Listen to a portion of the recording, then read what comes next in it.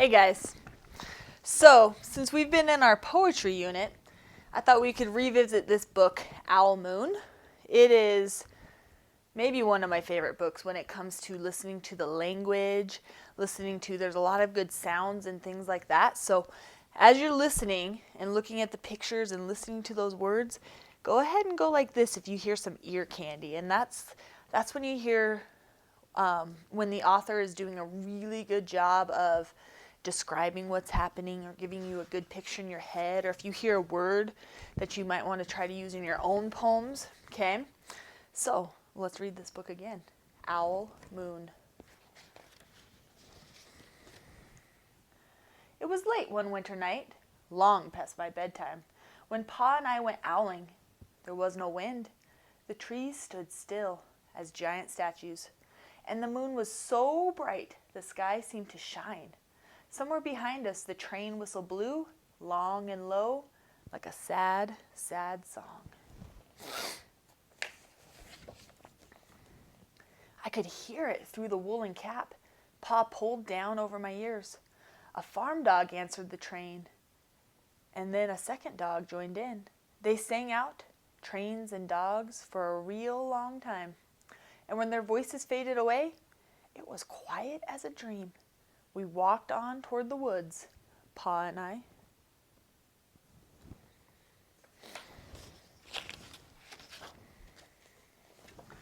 Ooh, I like this part. Our feet crunched over the crisp snow, and little gray footprints followed us. Pa made a long shadow, but mine was short and round. I had to run after him every now and then to keep up, and my short, round, shallow shadow bumped after me. But I never called out. If you go owling, you have to be quiet. That's what Pa always says. I'd been waiting to go owling with Pa for a long, long time. We reached the line of pine trees, black and pointy against the sky, and Pa held up his hand. I stopped right where I was and waited. He looked up, as if searching for the stars, as if reading a map up there. The moon made its face into a silver mask.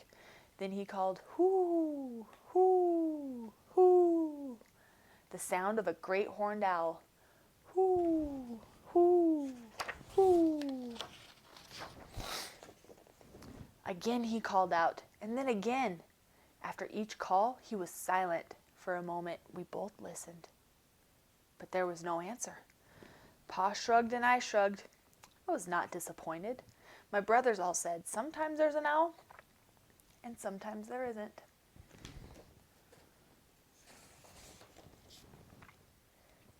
We walked on.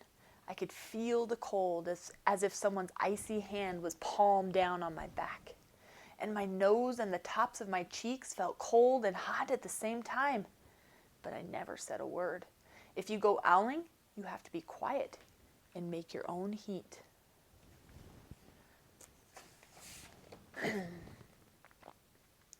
We went into the woods. The shadows were the blackest things I'd ever seen. They stained the white snow. My mouth felt furry, for the scarf over it was wet and warm. I didn't ask what kinds of things hide behind the black trees in the middle of the night. When you go owling, you have to be brave.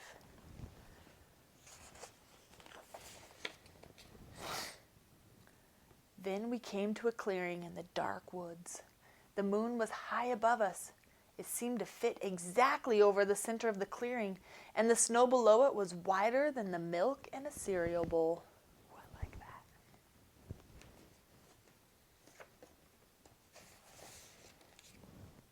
I sighed, and Pa held up his hand at the sound. I put my mittens over the scarf over my mouth and listened hard, and then Pa called, "Hoo, hoo, hoo, hoo, hoo, hoo." I listened and looked so hard my ears hurt and my eyes got cloudy with the cold. Pa raised his face to call out again, but before he could open his mouth, an echo came threading its way through the trees. Hoo, hoo, hoo. Pa almost smiled. Then he called back, "Hoo, hoo, hoo, hoo, hoo. Just as if he and the owl were talking about supper, or about the woods, or the moon, or the cold. I took my mitten off the scarf off my mouth, and I almost smiled too. The owl's call came closer, from high up in the trees on the edge of the meadow. Nothing in the meadow moved.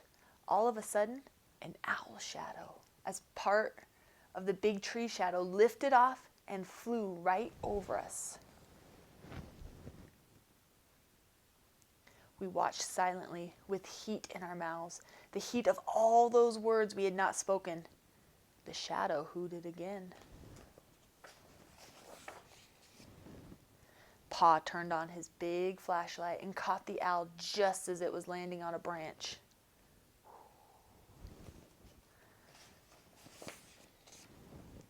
For 1 minute, 3 minutes, maybe 100 minutes, we stared at one another. That might be my favorite page.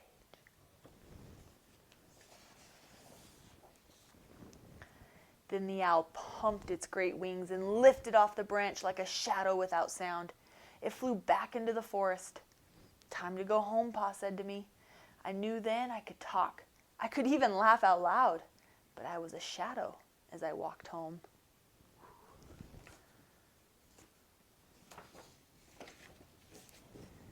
When you go owling, you don't need words or warm or anything but hope. That's what Pa says.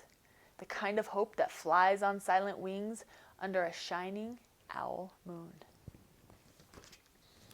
All right, there's Owl Moon for you guys again. Hopefully you guys heard some of those words the author was using. Maybe even notice some of the 5 senses, like where you could feel or smell or touch or hear something, okay? Yeah, hopefully this helps you guys with finding words for poems that we're writing. Have a good rest of your day.